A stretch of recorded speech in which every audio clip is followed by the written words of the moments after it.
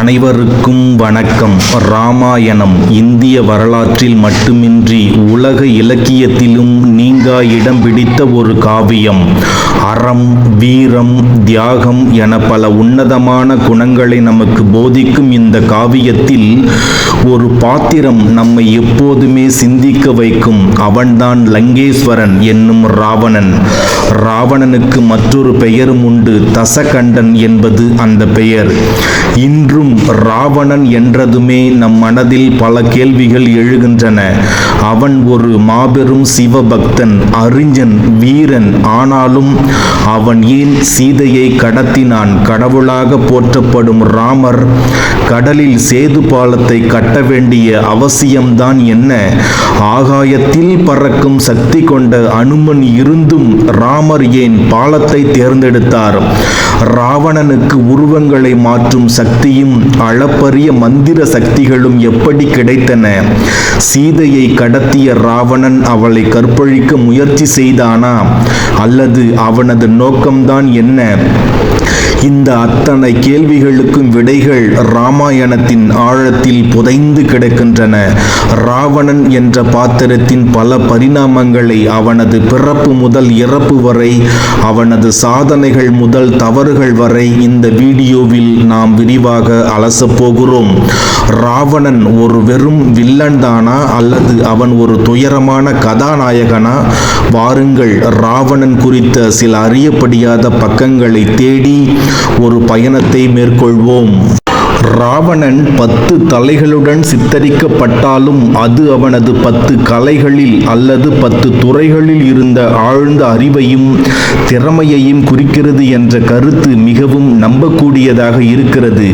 அது மிகவும் ஏற்றுக்கொள்ளப்பட்ட ஒரு விளக்கமும் கூட. வெறும் 10 தலைகள் என்பது வெறும் உருவகமாக இல்லாமல் அவனது பன்முக ஆளுமையின் குறியீடாகவே இன்றளவும் பார்க்கப்படுகிறது. ராவணன் பல்வேறு கலைகள் மற்றும் அறிவியல்களில் தேர்ச்சி பெற்றிருந்தான் என்பதற்கு ராமாயணம் மற்றும் பிற புராணங்களில் ஏராளமான சான்றுகள் உள்ளன. அந்த 10 கலைகள் என்னவென்று பார்த்தால், 1. வேதங்கள் மற்றும் சாஸ்திரங்களில் தேர்ச்சி பெற்றிருந்தான். 2. ஜோதிடத் துறையில் மிகவும் சிறந்து விளங்கினான். 3. இசை மற்றும் நடனத்தில் சிறந்து விளங்கினான். 4. மந்திரங்கள் மற்றும் தந்திரங்களில் தேர்ச்சி பெற்றிருந்தான். 5. மருத்துவத் துறையிலும் ராவணன் தேர்ச்சி பெற்றிருந்தான். 6. அரசியல் மற்றும் ஆட்சி கலை ஆகியவற்றில் தேர்ந்தவனாக இருந்தான். 7. போர்க்கலைகள் மற்றும் ஆயுதங்களை பயன்படுத்துவதில் வல்லவனாக இருந்தான். 8. சமஸ்கிருத புலமை மற்றும் மந்திரங்கள் வாசிப்பதில் அவன் தேர்ச்சி பெற்றிருந்தான். 9. உருவ மாற்றம் செய்வதில் அவன் தேர்ச்சி பெற்றவனாக இருந்தான். 10. கட்டடக்கலை மற்றும் பொறியியல் ஆகிய துறைகளில். ஆகவே இந்த 10 துறைகளில் ராவணன் சிறந்து விளங்கினான் என்பது அனைவரும் அறிந்ததாக சொல்லப்படுகிறது. ஆக ராவணன் வெறும் 10 தலை அரக்கன் அல்ல. அவன் 10 கலைகளில், 10 குணங்களில் அல்லது 10 பரிணாமங்களில் சிறந்து விளங்கிய ஒரு மகா புத்திசாலி. அவனது இந்த பன்முக திறமையே அவனது ஆளுமைக்கு மேலும் வலிமை சேர்த்தது என்று சொல்லலாம். அவனது அகந்தையும் அதர்மமும் இல்லாவிட்டால் அவன் ஒரு மகத்தான மனிதனாகவே உலக வரலாற்றில் போற்றப்பட்டிருப்பான். இதுவே ராவணன் என்ற பாத்திரத்தை இன்றும் ஆழ்ந்த ஆய்வுக்கு உட்படுத்தும் ஒரு சுவாரஸ்யமான காரணம் என்று கூட சொல்லலாம். இறுதியாக ராவணன் என்ற மகத்தான பாத்திரத்தை பற்றி நாம் ஆராய்ந்தோம். அவனது செயல் ஒவ்வொன்றின் பின்னாலும் இருந்த காரணங்களையும் ராமாயணத்தின் ஆழமான தத்துவங்களையும் புரிந்து கொண்டோம்.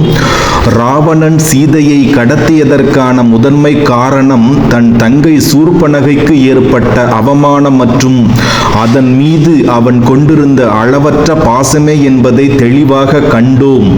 சூர்பனகையின் மூக்கை லட்சுமணன் அறுத்ததால் ஏற்பட்ட கோபமே ராவணன் இந்த முடிவுக்கு வித்திட்டது என்று சொல்லலாம். ராமர் ஏன் கடலில் சேது பாலம் கட்டினார் என்ற கேள்விக்கான விடை, அவர் ஒரு மனிதனாக அவதரித்த காரணம்தான் அதற்கு. விஷ்ணுவின் அவதாரமாக இருந்தாலும் ராமர் மானிட ரூபத்தில் தர்மத்தை நிலைநாட்டவே அவதரித்தார். ஒரு மனிதனாக அவரால் பறந்து செல்ல இயலாது. அத்துடன் அவரது மாபெரும் வானர சேனையை இலங்கைக்கு அழைத்துச் செல்ல ஒரு பலமான பாதை அவசியமாக இருந்தது. அனுமன் தனி ஒருவனாக பறந்து சென்றாலும் ஒரு பெரும் படையை இவ்வாறு அவனால் நகர்த்த முடியாது. அனுமன் தனியாக சென்றபோது இலங்கையில் பல அழிவுகளை ஏற்படுத்தினார் என்பதும் உண்மைதான்.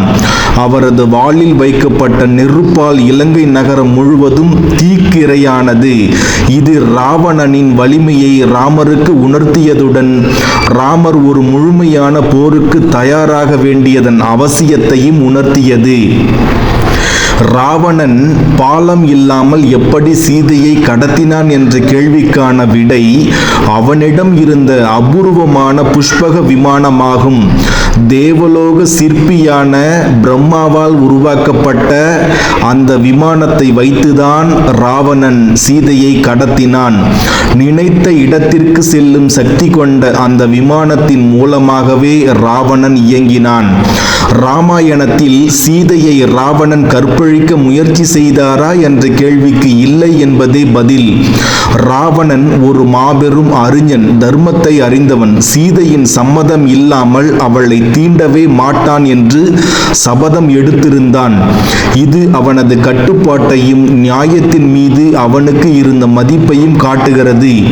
இருப்பினும் அவளை அசோகவனத்தில் வைத்து தொடர்ந்து அச்சுறுத்தி மனம் முடிக்க வற்புறுத்தியது அவனது பிடிவாத குணத்தையும் ஆணவத்தையும் வெளிப்படுத்தியது. அதோடு மட்டுமல்லாமல் ராவணன் ஒரு பெரும் வில்லன் அல்ல, அவன் ஒரு சிக்கலான பல அடுக்குகளை கொண்ட பாத்திரம். அசாத்திய பலமும் அறிவும் சிவபக்தியும் கொண்ட அவன் தனது அகந்தையாலும் ஒரு பெண்ணின் மீது கொண்ட பகையாலும் அழிவை தேடிக்கொண்டான். அவனது இந்த வீழ்ச்சி தர்மம் எப்போதுமே அதர்மத்தின் மீது வெல்லும் என்பதை இன்றும் நமக்கு எடுத்துரைக்கிறது. ராவணனின் கதை ஒவ்வொரு மனிதனும் தனது அகந்தையை வென்று தர்மத்தின் பாதையில் நடக்க வேண்டும் என்பதற்கான ஒரு நித்திய பாடமாகும். நண்பர்களே, இந்த வீடியோ பதிவு உங்களுக்கு பிடித்திருந்தால், உங்களுக்கு பிடித்திருக்கும் பட்சத்தில் உங்களது நண்பர்களுக்கு ஷேர் செய்யுங்கள், லைக் செய்யுங்கள், கமெண்ட் செய்யுங்கள் மற்றும் சப்ஸ்கிரைப் செய்யுங்கள். நன்றி, வணக்கம்.